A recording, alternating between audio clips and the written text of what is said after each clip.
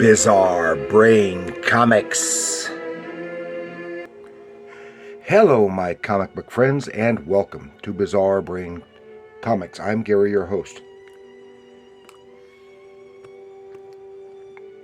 And this is where I like to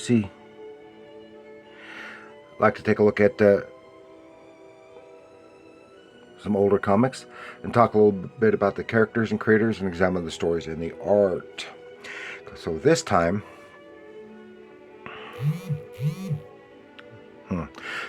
I want to take a look at this issue of Doctor Strange, number 22, from 1977 from Marvel Comics. I've talked about Doctor Strange stuff before. I don't have too many Doctor Strange comics, but the few that I've got, I really enjoy, and I would like to get more. This is from. I really like this the Ditko stuff from the 70s and later, and then when Strange got his title, came back with the title in the 70s, and I was a kid at the time, and I had to be real picky, and just like now, I have to be real picky about what I get. Just because of the cost. At that time I didn't have any money. Now they're so expensive I can't afford them. Even though I might enjoy them. And of course, I always thought Doctor Strange should be considered more of a horror comic, and that's kind of the way Ditko presented it early on. And it has its moments with that, like especially when he crossed over with Dracula or any the other classic monsters, and little less with the superheroes. Although I don't mind him being involved with the superheroes, but I just do not consider Doctor Strange a superhero, even though he is generally lumped into that category. And this is cover illustration. This cover by Frank Brunner, who has a good history with Doctor Strange as an interior artist. Here he's just doing the cover, and he also has a strong association with Howard the Duck. He did some Howard the Duck. I really like Frank Brunner's work, and his style lends itself very well to this more unusual type of material.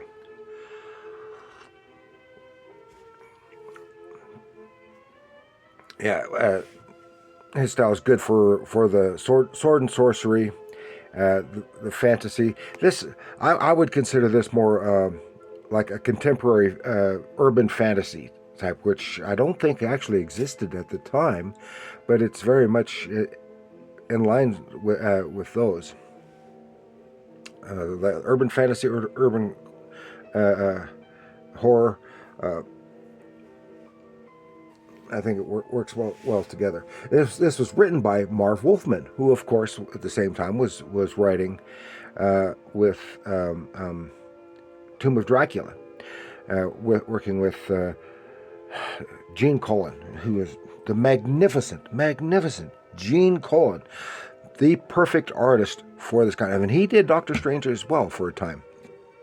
And his style is so magnificent for Dracula, for the horror stuff, for the Doctor Strange, and for the film noir style of detective stuff, which he also did, especially in the 80s. It's perfect for that, and he's great with the superheroes too. He's just all around. But that's where his style works the best, in my opinion. So it's written by Marv Wolfman with interior art by Rudy Nebres. Oh, and it's just so beautiful. Rudy Nebres, I've talked about here a few times before. He was the artist on DC's Rima, the Jungle Girl, whatever the title was, which didn't last for long, but it's just some magnificent stuff. And the way he did the jungles and the animals, especially the incredibly beautiful tropical birds that he drew, and his just beautiful line, his beautiful work on the human figure, male and female.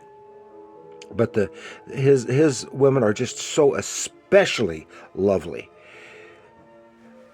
And as you can see in here, and of course he was the primary artist on the DC's tabloid-sized comic book of the Bible, which was edited by and some of the art contributed by Joe Kubert, and it was just marvelous. And of course, Rudy Nebres, he's one of the Filipino artists that came to America to work in the comics field in the early 70s, brought over by largely by Tony de Zuniga, because when Tony de Zuniga started, he was one of the few, if not only, Filipino artists working in the American market. And then he brought all these others over, and all of them work so well, especially in like sword and sorcery and jungle type stuff. And I lost my train of thought. And in the horror, and a lot of them did, especially at DC, worked on the horror titles. So let's take a look here in Doctor Strange number 22. Now this story takes place and says 4 Worlds to Conquer, which is not the title of this story, but is the title of the next issue. And it says this one is Mind Trip. Doctor Strange, Master of the Mystic Arts. So this takes place. It really puts it into context. Here's the ad for the King Kong remake of the 70s when he's astride the World Trade Center. This takes place immediately after the Doctor Strange annual, which was out at the same time. Doctor Strange is in some mad other dimension, and he is struggling to cross the dimensional barriers to get home. And there he is. He is attacked by this pterosaur-looking beastie. They're in this other dimension with its eye beams and etc. And he zaps back, and he says he's not going to be able to defeat this critter head to head without killing it. And he has adopted a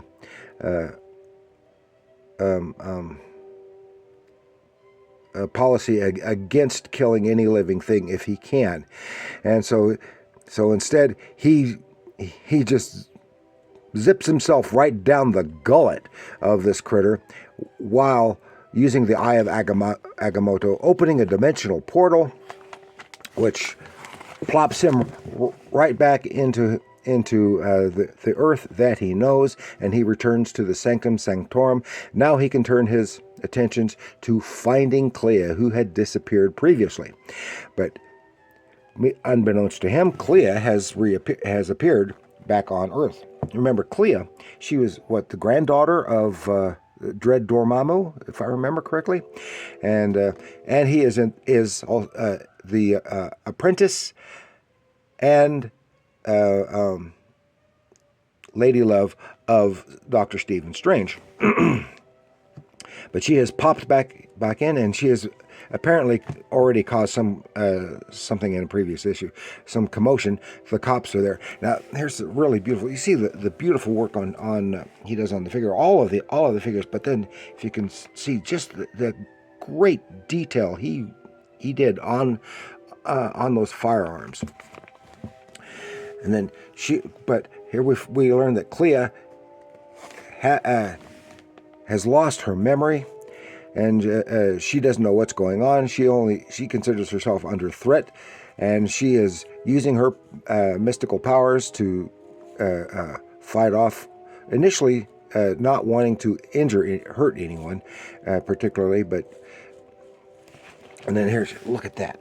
Look at that. The shading, the lighting, everything is just gorgeous. This is gorgeous work by Rudy Nebres. Well, she had turned on the cops. The crowd on the street, they turn against her, and they're getting, and of course, as mobs tend to do, if they're frightened, especially by something they don't know or don't understand, they can get very violent.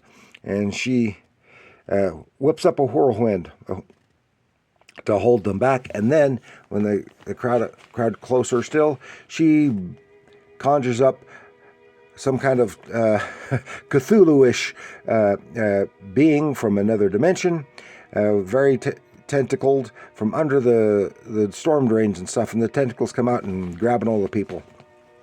And it's just the marvelous way he did those tentacles.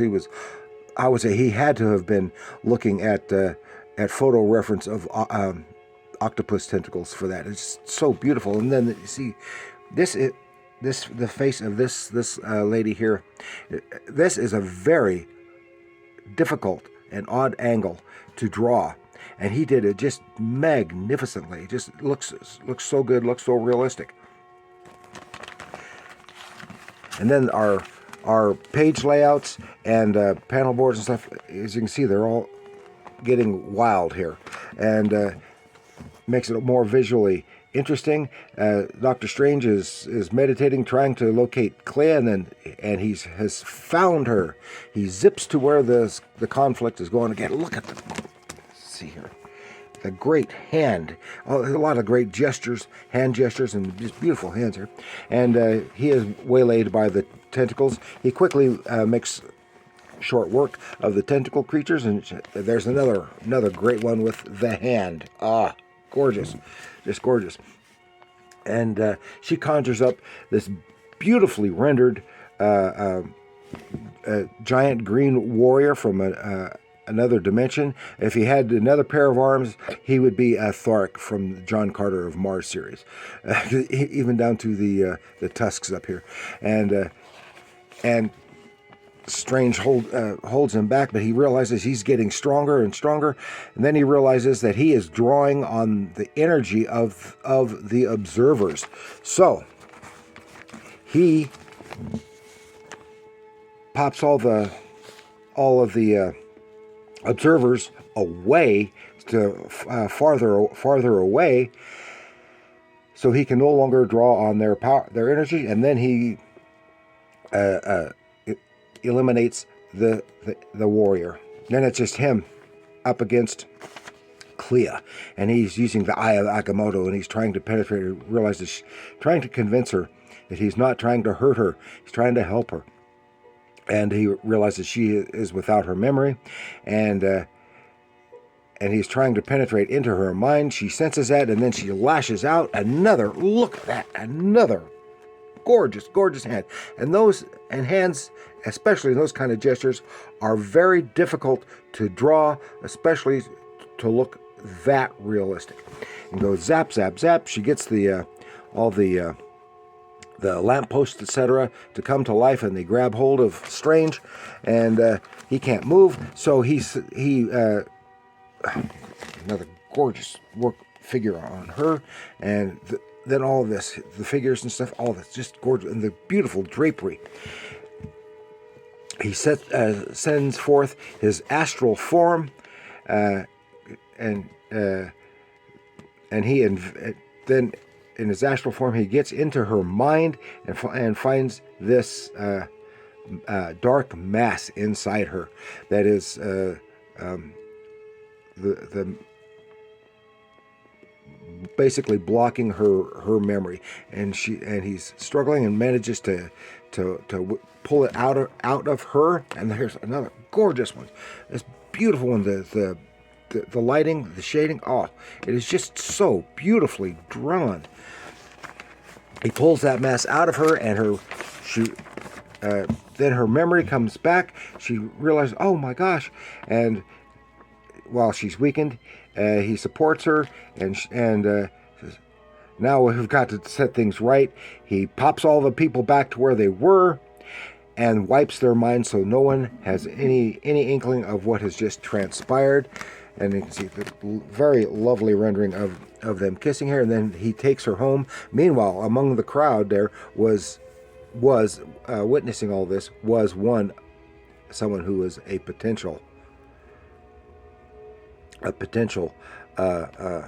upcoming antagonist, and now it says 4 worlds to conquer for the next issue, and that's going to be Marv Wolfman and Jim Starlin.